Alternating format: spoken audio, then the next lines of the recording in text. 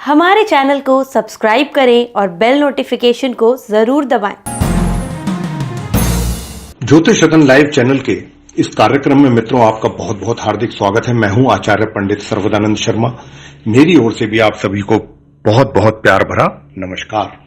मित्रों, आज हम आपके सम्मुख 12 राशियों का राशिफल जो कि मेष राशि से लेकर मीन राशि तक है, और ये जो राशिफल है 12 राशियों का, ये माह जून यानी कि जो जून का महीना है 2020 का, इसी वर्ष का, उसका लेकर के हम आपके सम्मुख उपस्थित हुए हैं। और मेष राशि से लेकर मीन राशि तक हम सभी राशियों के विषय में आपके साथ चर्चा करेंगे। अभी जो हम आपके साथ चर्चा करने जा रहे हैं वो मकर राशि के जो जातक हैं हमारे, उनके राशिफल के विषय में हम चर्चा करने जा रहे हैं।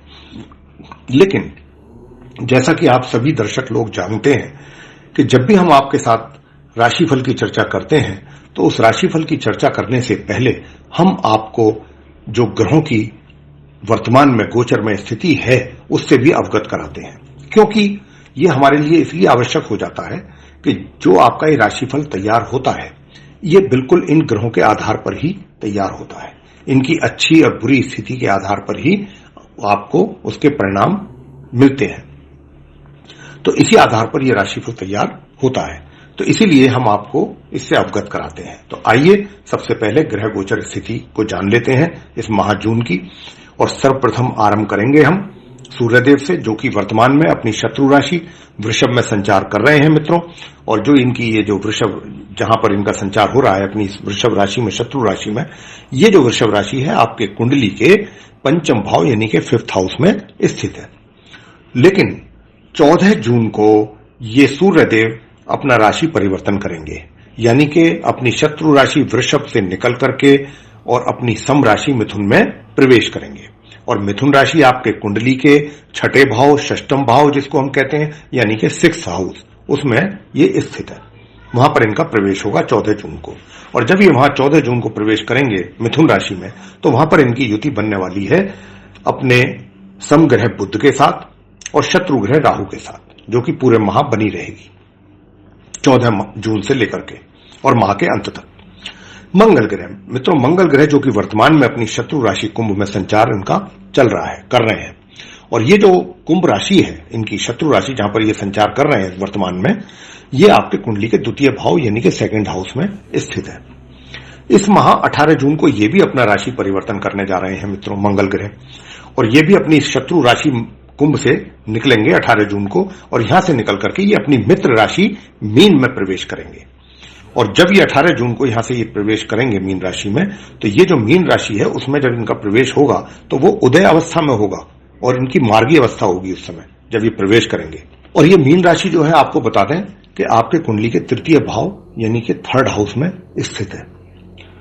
बुध ग्रह मित्रों वर्तमान में अपनी स्वयं की राशि मिथुन में संचार कर रहे हैं, तथा इनका पूरे माह इसी राशि में ही संचार चलता रहेगा। तथा 14 जून से इनकी युति अपने मित्र ग्रह सूर्य के साथ माह के अंत तक बनी रहेगी। लेकिन ये 18 जून को वक्री होंगे, यानी कि उल्टी चाल चलना आरंभ कर देंगे, एवं 22 जून को ये पश्चिम में अस्त हो जाएंगे। और इसी राशि में ही अपनी जो इनकी स्वयं की राशि है ये मिथुन, इसी राशि में ही पूरे माह, पूरे जून के महीने में राहु के साथ भी इनकी युति बनी रहेगी माह के अंत तक, माह के आरंभ से लेकर माह के अंत तक। गुरु ग्रह जो है ये वर्तमान में अपनी सम एवं नीच राशि मकर में वक्री अवस्था में अपने समग्रह शनि के साथ संचार कर रहे हैं। अब आपको बता दें कि जो मकर राशि है वो आपके कुंडली के 1st भाव, 1st हाउस जिसको कहते हैं, और हम लगन भाव भी बोलते हैं इसको, उसमें स्थित है। और ये गुरु की नीच राशि है, गुरु यहां पर नीच के हो जाते हैं। और वहीं पर ये उल्टी चाल से इस समय संचार कर रहे हैं अपने समग्रह शनि के साथ, इनका संचार चल रहा है। लेकिन 30 जून को मित्रों ये इस अपनी नीच राशि से निकलेंगे और निकल करके अपनी स्वयं की जो राशि इनकी धनु राशि है उसमें इनका प्रवेश होगा।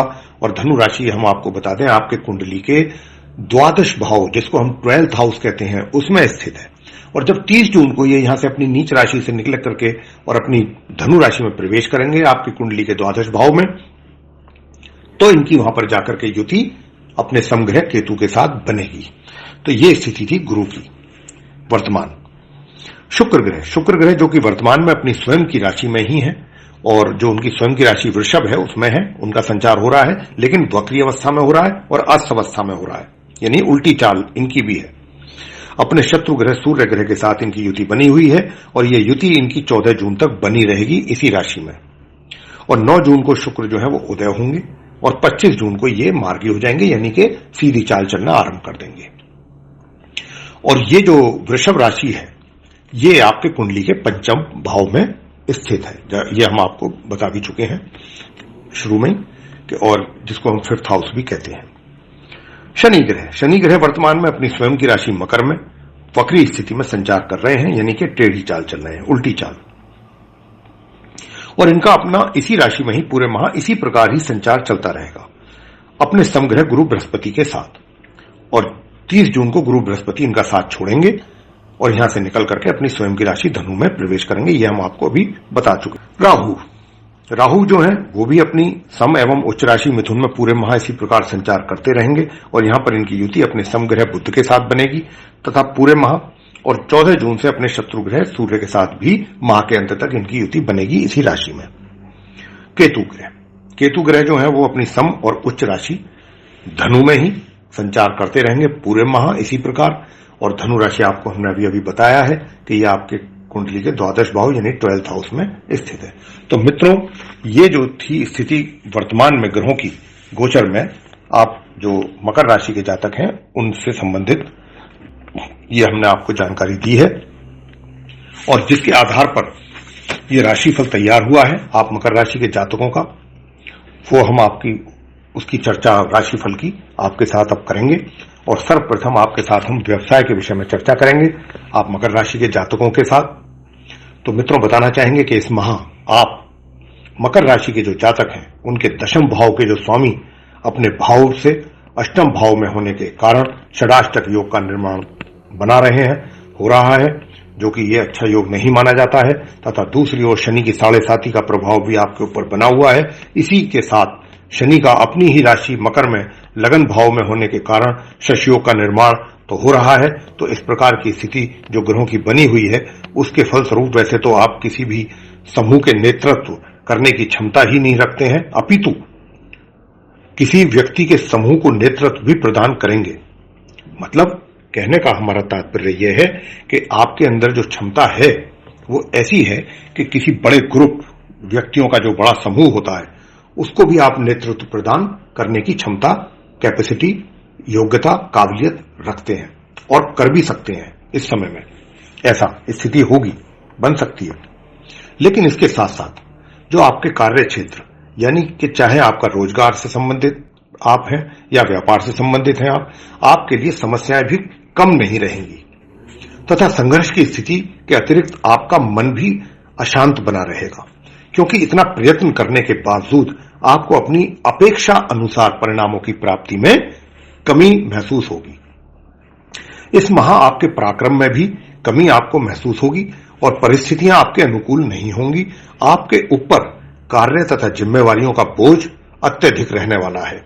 हालांकि इन सब बातों के बावजूद किसी नुकसान की तो दूर दूर तक भी कोई संभावना आपके व्यवसाय में हमें दिखाई नहीं दे रही है, ना कोई बन रही है। और महामध्य के उपरांत आप जो भी कार्य करें बहुत ही सतर्कता के साथ करें, सूझबूझ के साथ करें, क्योंकि आपके विरोधी आपको परेशान कर सकते हैं इस अवधि में।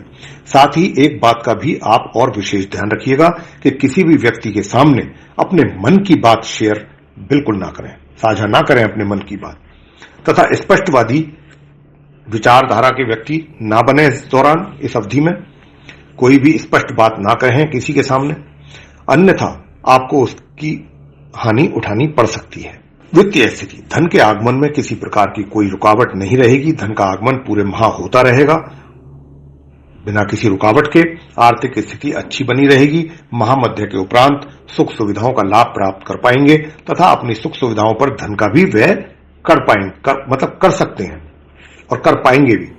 प्रेम संबंधों में आप अपनी ओर से तो अवश्य ही प्रयास करेंगे ताकि आप अपने संबंधों को और मजबूत कर सकें, उनको एक नए मुकाम तक पहुंचा सकें। लेकिन यह प्रयास एक तरफा ही होंगे मित्रों। सामने से जितने प्रयास आप करेंगे उसके अनुसार सामने से आपको सकारात्मक परिणामों की प्राप्ति नहीं हो पाएगी, चाहे कारण फिर उसके बीच में जो भी हो, लेकिन परिस्थितियां इस प्रकार की पैदा होंगी। पारिवारिक संबंध, इस माह के मध्य तक तो विशेषकर पारिवारिक संबंधों में तनाव बना रह सकता है, क्योंकि आपके स्पष्टवादी होने के कारण या स्पष्ट वचन बोलने के कारण ऐसा होगा। यदा कदा कुछ कटु वचन भी आपके मुंह से निकल सकते हैं। हालांकि महामध्य के उपरांत संबंधों में सुधार निरंतर होता दिखाई देगा। विवाहित व्यक्तियों के वैवाहिक संबंध नरम गरम या सामान्य ढंग से चलते रहेंगे। शिक्षा, माह के मध्य तक तो शिक्षा संबंधित परिणाम मध्यम रूप से ही प्राप्त होंगे, लेकिन उसके पश्चात परिणाम काफी सकारात्मक प्राप्त होंगे। मित्रों, संतान, वैसे इस माह संभवतया आपकी जो संतान है उनके कार्यों के लिए कोई पुरस्कार आदि भी प्राप्त उन्हें हो सकता है। वैसे यह पूरा माह आपको अपनी संतान की ओर से अच्छे परिणामों की ही प्राप्ति करवाएगा। स्वास्थ्य, माह मध्य से अंत के बीच आपको स्वास्थ्य संबंधित परेशानियां हो सकती। इस अवधि में आप अपने स्वास्थ्य की ओर विशेष ध्यान दें तो यह आपके लिए अच्छा रहेगा। अब कौन से ऐसे उपाय हैं, सरल उपाय, आसान उपाय जो आप आसानी से कर सकें और उनको करने से आपको अत्यंत लाभ की प्राप्ति हो, चाहे वो आपका व्यवसाय है, चाहे वो आपका स्वास्थ्य है, वगैरह वगैरह इत्यादि इत्यादि। तो हम आपको वो सरल और आसान उपाय बताने जा रहे हैं, उनको आप ध्यानपूर्वक सुनिएगा। और अगर आप इन उपायों को करेंगे निरंतर पूरे माह, तो उसका निश्चित रूप से आपको लाभ प्राप्त होगा अपने कार्यों के प्रति, अपने जीवन में। तो मित्रों, सर्वप्रथम शनि के 7.5 के प्रभाव जो आपके ऊपर बना हुआ है उसको कम करने के लिए शनि के मंत्रों का अगर आप जाप करेंगे, कम से कम 1 माला प्रतिदिन संध्या के समय और अन्यथा 3 माला, और ये अगर कहीं किसी शनि मंदिर में अगर आप करते हैं तो अति उत्तम। मंत्र जो है वो हम आपको बता देते हैं। ओम प्राम प्रीम प्रोम सह शनिश्चराय नमः। ये है शनि महाराज का मंत्र। दूसरा एक और भी मंत्र है, वो भी बता देते हैं, जो आपको आसान लगे उसका जाप आप करें, 1 माला या 3 माला। ये जो है ओम शम शनिश्चराय नमः, एक ये भी मंत्र है। अब जो मंत्र आपको आसान लगे उस मंत्र का जाप आप करें संध्या के समय। अगर प्रतिदिन करेंगे तो बहुत अच्छी बात है मंदिर में जाकर। अगर प्रतिदिन नहीं कर सकते हैं तो कम से कम प्रत्येक शनिवार अवश्य करें, और वहां पर एक सरसों के तेल का दीपक भी अवश्य जलाएं। और सुबह उठ करके, जैसे ही सुबह आप उठते हैं, सूर्यदेव को नमस्कार करना ना भूलें, और स्नान आदि के पश्चात सूर्यदेव को जल अर्पित करना भी ना भूलें। जल अर्पित अवश्य करें, और अगर इस मंत्र के साथ करेंगे तो बहुत उत्तम।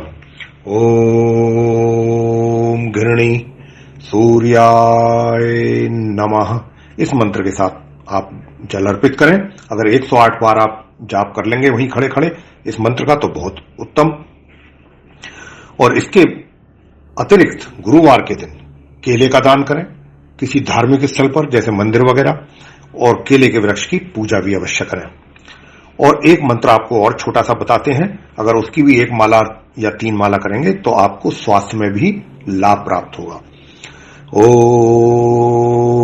ओम जयंती मंगला काली भद्र काली कपालिनी दुर्गा क्षमा शिवा धत्री स्वाहा स्वध नमोस्तुते। ये है मंत्र, इसकी भी 1 माला या फिर 3 माला करें प्रतिदिन, और फिर देखिए आपको कितना लाभ प्राप्त होता है। आप ये मंत्र करिएगा, और बहुत सरल और आसान उपाय हम बताते हैं। हम ऐसे उपाय नहीं बताते हैं जो जातकों को करने में परेशानियों का सामना करना पड़े या समय का अभाव हो जाए, तो ऐसा भी नहीं है। इन छोटे छोटे उपायों के लिए आप समय भी आसानी से निकाल सकते हैं।